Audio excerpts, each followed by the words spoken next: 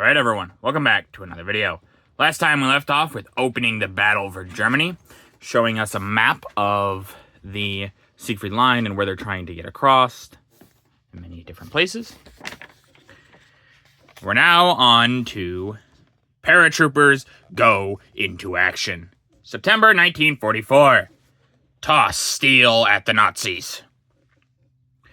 Quickly setting up a 6-pound anti-tank gun, Sky Troopers in the Arnhem pocket fire at German self-propelled guns a short distance away, and in the lower picture, a 3-inch mortar is used against enemy positions.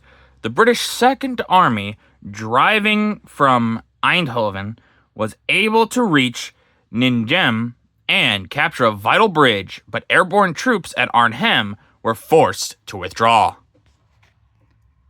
Yeah, so I believe the what they're talking about is Operation Market Garden. Now, someone would have to correct me on that. My memory's a little fuzzy on when that exactly happened, but I believe this is talking about Operation Market Garden. It was kind of a failure. It was a really large paratrooper. Basically, they were trying to use paratroopers to get behind the enemy, shake it up, kind of like what they did with D-Day almost. It didn't work. It was kind of a failure. It did distract the enemy, but it wasn't overall very effective. But they still did, the paratroopers still did decent work. They did distract the enemy a little, and while it was an overall failure, it did have some successes. Hollanders welcome the British. September 22nd, 1944. Eindhoven is liberated. When the British Second Army, together with airborne troops, captured Eindhoven, they received a tumultuous welcome by the Dutch populace. Flags and bunting were hung in the streets, and crowds cheered as heavy armor rolled by. Below, a group of Dutch nurses waves greetings. The British troops pushed on to Ningem, but they were unable to save trapped Sky troops at Arnhem. Yeah, once again, another country. These people are happy to be liberated. They're happy to get out of the oppression of the Germans. So when the British show up, or the Americans, or things like that, they're like, thank you, thank you, thank you. Thank you for coming here and saving us, or helping us free ourselves. And it's not just the Americans and the British. There were Polish, French, even Dutch. There was Belgians. All sorts of different peoples coming together to shake off the evil yoke of the Nazis.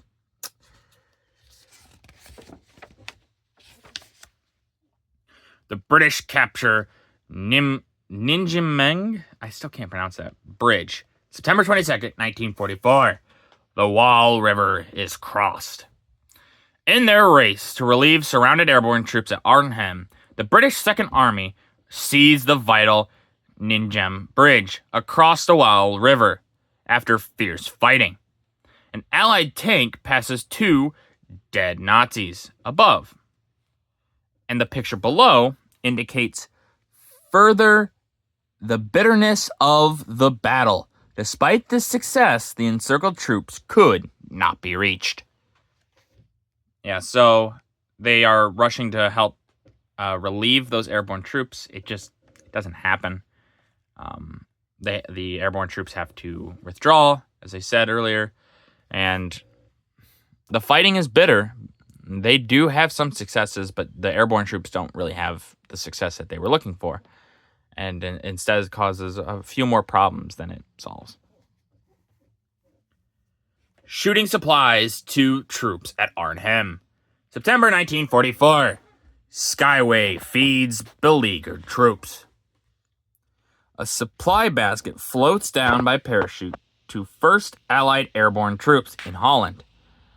The troops were cut off at Arnhem, and less than 2,000 of the original 8,000 were able to withdraw across the Lower Rhine. But the battle had cost the Nazis 12,000 to 15,000 dead, and gave the Allies time to broaden their corridor through Holland. Yeah, that's a big loss of troops. Obviously, 2,000 of the original 8,000. It's a lot. If their numbers are true and the 12 to 15,000, I would have to look that up to reaffirm that, but that's a lot. That's a lot of loss, for the Nazis.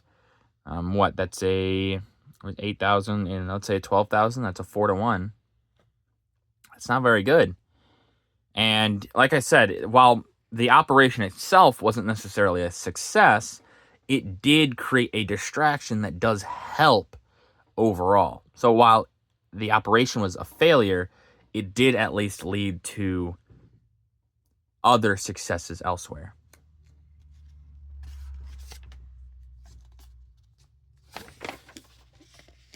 The commander of airborne troops at Arnhem.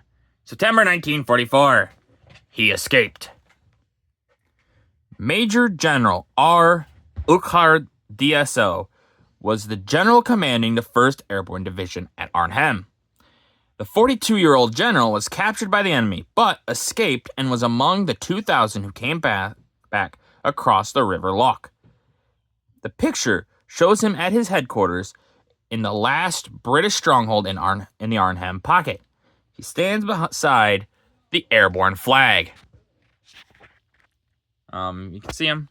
He looks kind of happy right there. Obviously, they probably weren't very happy right now, but it's interesting that he was able to escape. I wonder, I don't know if I guess I'll talk about it, but if he got in some serious trouble potentially for the failure of this airborne, maybe not, but maybe, if he's the general in command, usually it falls on the head.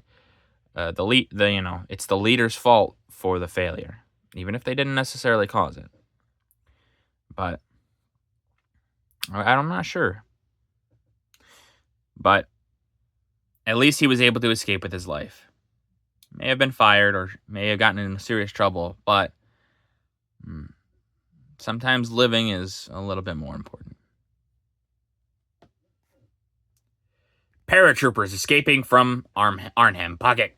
September 1944. Elude Nazi captors. British paratroopers make good their escape across the Rhine after being captured by Germans in the last outpost on Arnhem Bridge.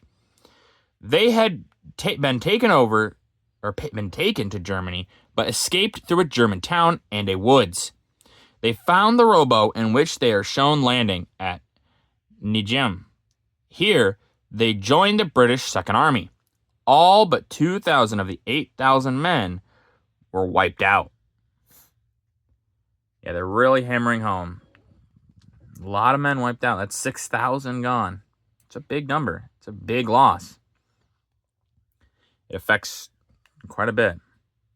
At least these guys were able to escape and with their lives,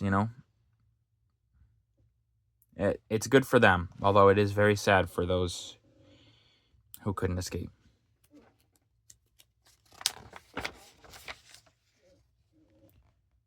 The Russians capture Tallinn. September 22nd, 1944. Nazis leave their mark. Tallinn, capital of Estonia, was liberated by the Soviets on September 22nd. But the Nazis left in their wake such atrocities as the funeral pyre below, which was found at Kaluga, southwest of Tallinn. Soviet prisoners were forced to build wood piles like the one shown, after which they were shot and burned. The Nazis left too hastily to burn these victims. Yeah, so it is good that the capital of Estonia obviously was liberated, but like they said, there's some pretty awful things going on, and we haven't even really gotten to the worst part yet. There's probably been talks of the camps and things like that, but the Soviets haven't really gotten to many of them yet. But when they do, it's awful. It really shows that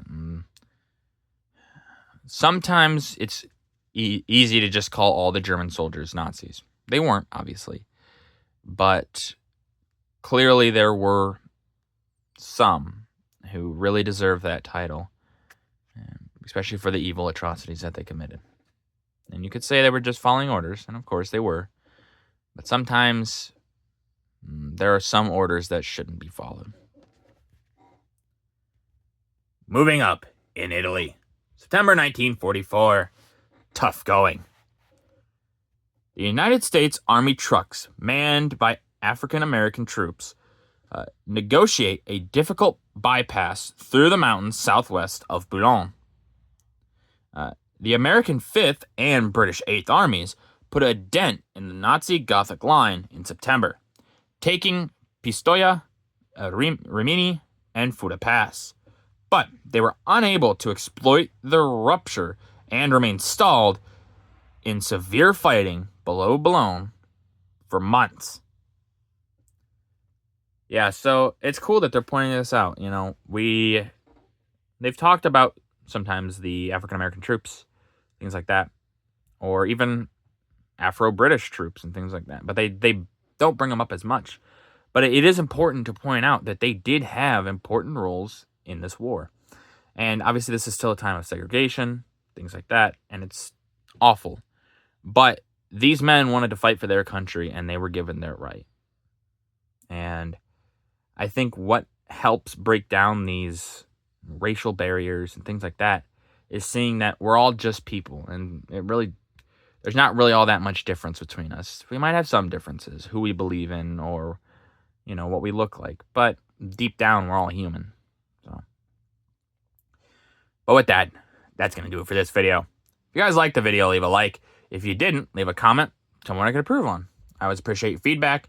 And as always, subscribe. It really does help out the channel. Thank you.